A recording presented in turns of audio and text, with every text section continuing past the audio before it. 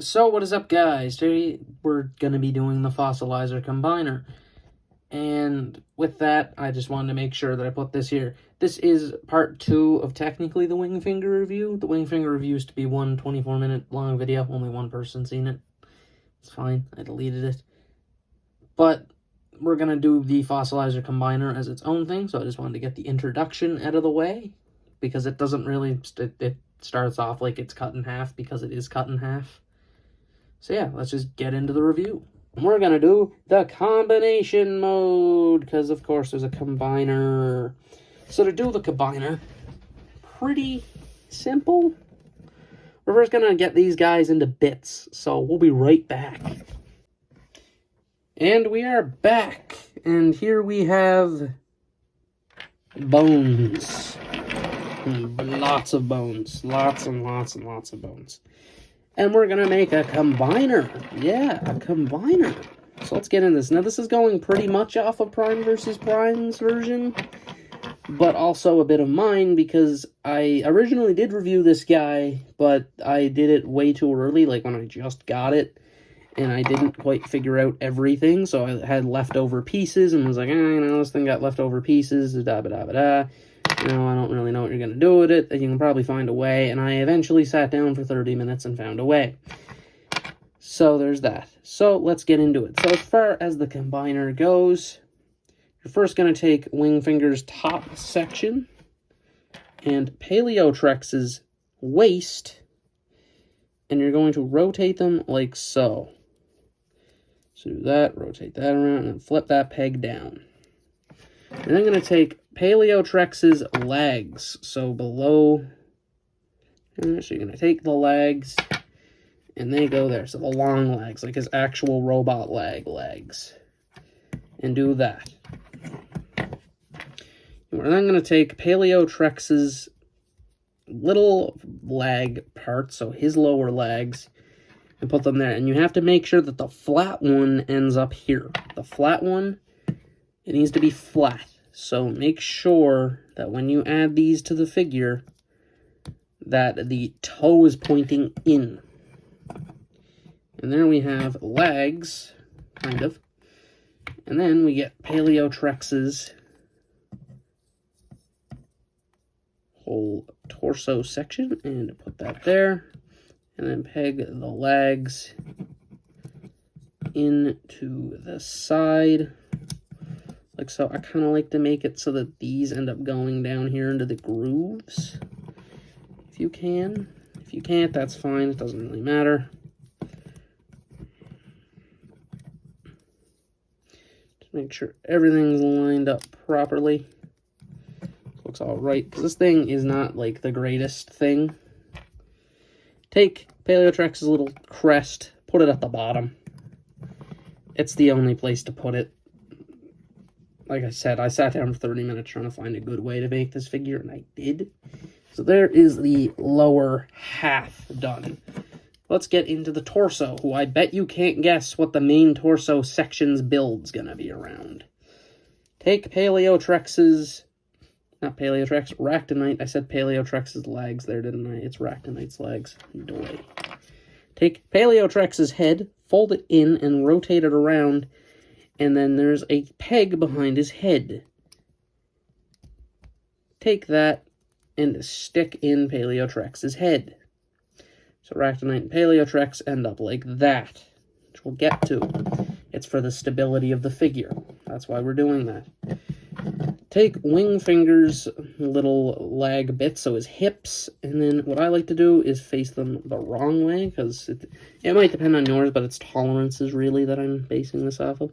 So the one with the barcode on mine goes on the left side and points up. So the barcode points upward. Take these bits here, point them forward, and then take Ractinite's arms. So take his forearms and combine them into the hip sections like so.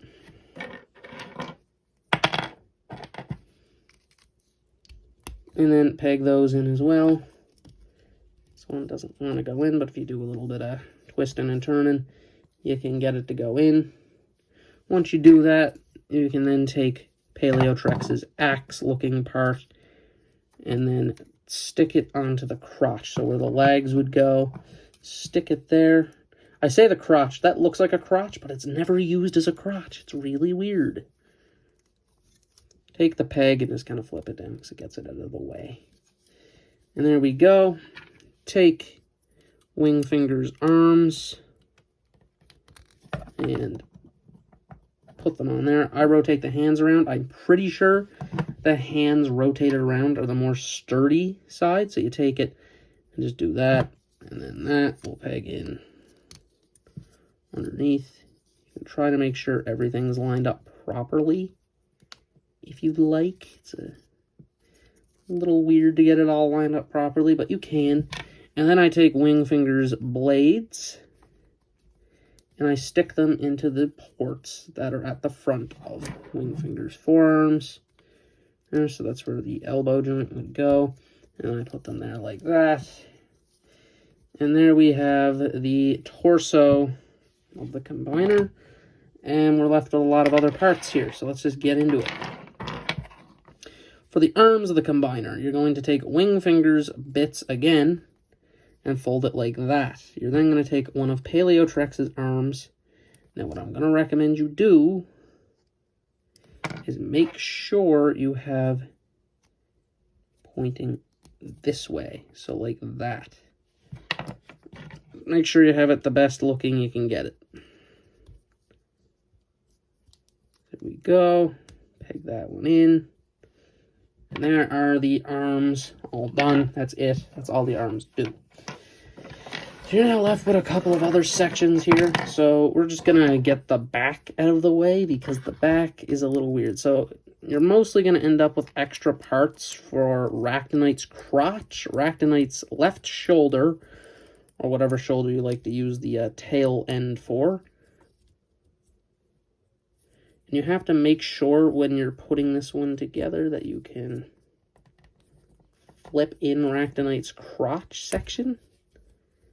I'm just going to make sure of that because it needs to be able to flip. And I'm pretty sure, depending on where you put it in at, you're good. Just as long as it can flip. I'm going to take the head here, and then you're going to peg that on like so. And that's the back panel, which we'll add on later. And then we have the weapon for him. So this is my personal weapon. I don't know. Not really instructions, like I said, for this guy, so you can just kind of put it together how you feel, but this is what I do. I like to have a bit from each. It makes sense to have a bit from each.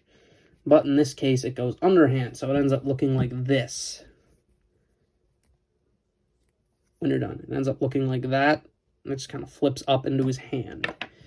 And then you're left with Ractonite's head.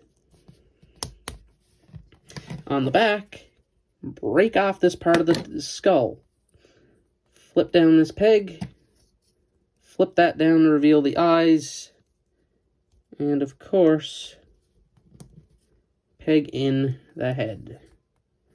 So there you go. So now we're going to do a little boost up. And we'll be back. And all right. So now to do the combining. So take your front section here. And then take this section. Now you got to get Paleotrex's head in first. And then the peg on the top of Ractonite's head is going to go into where Paleotrex's head will go normally. And that is how that will go. So that's how that sits in there. And that doesn't allow it. So it takes away the waist joint, which is a bit unfortunate, but it's a lot more stable. So it is kind of a necessary evil, unfortunately. It is a necessary evil. As far as the arms go, take them and they peg into the hands there. So where Wingfinger's hands are, that's where the arms go in. So you just kind of take them and do that. As far as the back section goes, take this, so there's that port there. That will go there. Kind of keep it away for a moment, though. And then you can add, the head will add the sword last. And the head just pegs in up top, pretty much where it actually would peg in if you're putting ractinite into his alt form. And then you're going to take the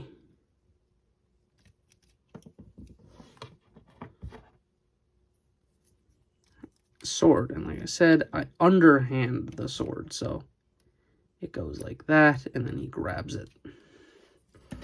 And that keeps it nice and secure. And that is all of the pieces used. And there is the combine mode, which I'm going to call Archaeolodon. There we go. Archaeolotron. There we go. Archaeolotron. There we go. I don't know what to call this thing. I don't think it has a name. So I'm going to call it Archaeolotron. And that's it. That's the combine mode. It doesn't look bad by any means, and I really do like it. And I like how all the bits get used. I like that Paleotrex's blade is front and center, and I do like the little dino head crotch. I do like how everything goes. I kind of hate that the pterodactyl head doesn't get a lot of show. It just kind of ends up on the back. And one thing you're going to notice, he is floppy, and that's due to tolerances. All of these guys have different tolerances. Wingfinger is just right. Ractinite is tight. And then you have Paleotrex, who's loose in a lot of places. So, yeah, it's a battle of three tolerances. And I mean, as far as it goes, I mean, I think I did a pretty good job. And at least I incorporate all the parts as well. Every single part is in there. Every part. And it works. So just in case you wanted to see it, so that's why I kind of did the part-by-part guide, because just in case anyone would want to build this thing, because this is the everything is included version, not the there's a few parts left over version, which I originally did, and I was not very happy with, so I then reviewed it again. As far as articulation on this guy goes, you're not going to get a lot. There's really no pose in him. He's too top-heavy for one, but he does have it. Head can kind of rotate if you move that out of the way, so the head can rotate.